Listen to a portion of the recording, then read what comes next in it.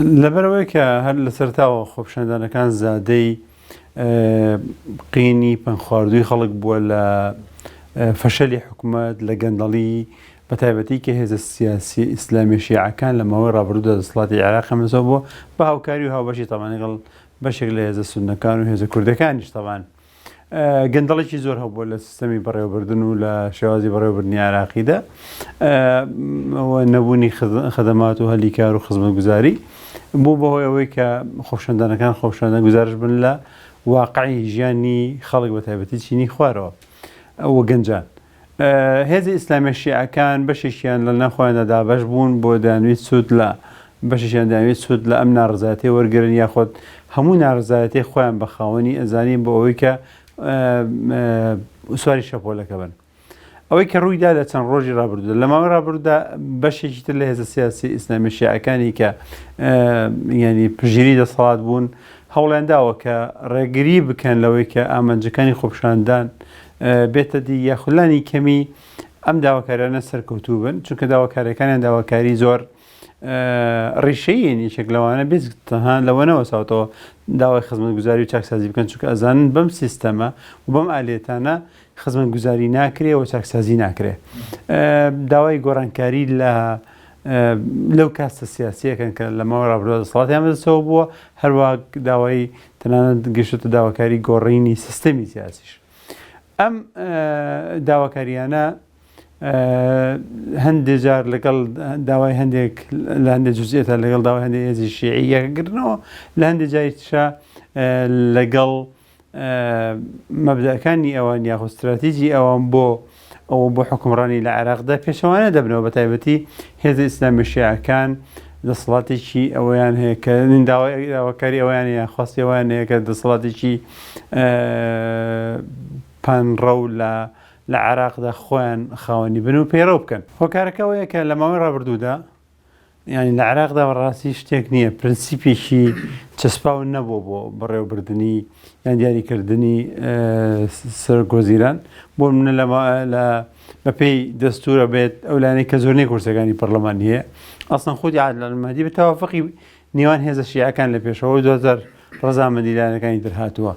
لە ئێستاشدا ویسیان هەماشت بکەنەوە ئەوە بوو کە ینی دوای ئەوەی کە نەگەشتنە حەل دیاری کرا کە کام لایەنیان مافیەوە هەیە کە حکومەت پێش ینی کاندیدی حکومەت پێشکەش بکە کە بەرەی فەتح دانرا کە کاندیدی حکومەت پێشکەشکە بەرامبەر بەوە لە واقعدا پێویستیان بە ڕەزامەندی سەدرەکانە هەموو جارێک کاتێک کە دێنە پێشەوە ئەو کاندیدی کە دێنیا لایەک ڤیتۆی لەسەری هەیە یاخۆ دەترسن مەقبولەتی شارعی نەبێ و نەبێتە هۆی ئەوەی کە داواکاری خۆپیشاندانەکان خۆپیشاندەران هەرچەند زۆر نانێژێ بەوەی بەڵام بۆ مەسەر کۆمار یەک دوو کاندیدی ڕەت کردەوە لەبەرەوەی کە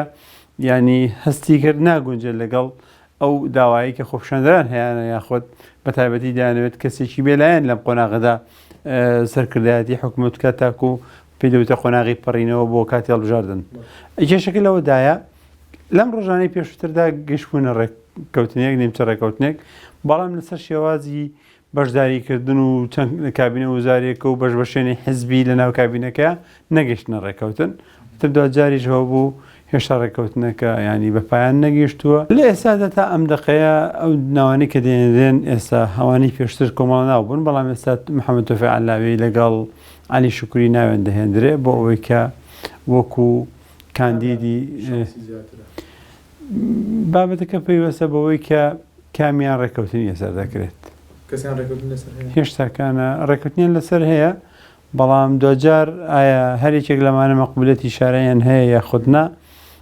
ئەمەش بۆ خۆی قەزەیە کە چونکە 2000 پێمان وا بێت کە خۆپیشاندانەکانیش بۆ ئاسانیتر ئەسنە ماڵەوە و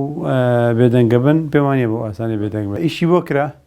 تەنانەت لایەنە کوردەکانیش بە تایبەتی پارتی و یەکێتی ئۆکیاندا و بەشێک لە لایەنە شیعەکان ئۆکیاندا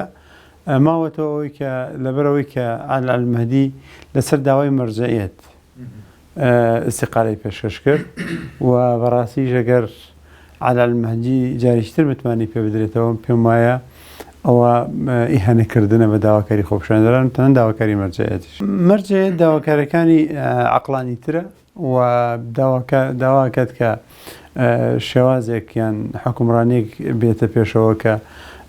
بتوانێت لە نیکەمی عەدالەتی ئیجتیماعی پێڕەو بکە و جێبەجێ بکە و داواکاری خۆپیشاندەران بە تایبەتی دوای هەموو قوربانیەکی نزیکی 600 کەسیان بەس شەهید داوە جێبەجێ بکرێت لە گۆڕینی حکوومەت و هێناوە هەڵبژاردننی پێشوەختە. بەڵام هێزە سیاسی ئیسلامیشیەکان تا ئێستا دەیانەوێت خۆیان دەست بە دەسەڵاتەوە بگرن ئەگەر چی سەرۆکی حکوومەتەکەش بگۆڕن کابینەکە خۆیان تەشکیلی کەنەوە دیسانەوە و دوجار بەردەوام بن لەم شێوازی بەڕێوەبردنێکی ئێستا هەیە.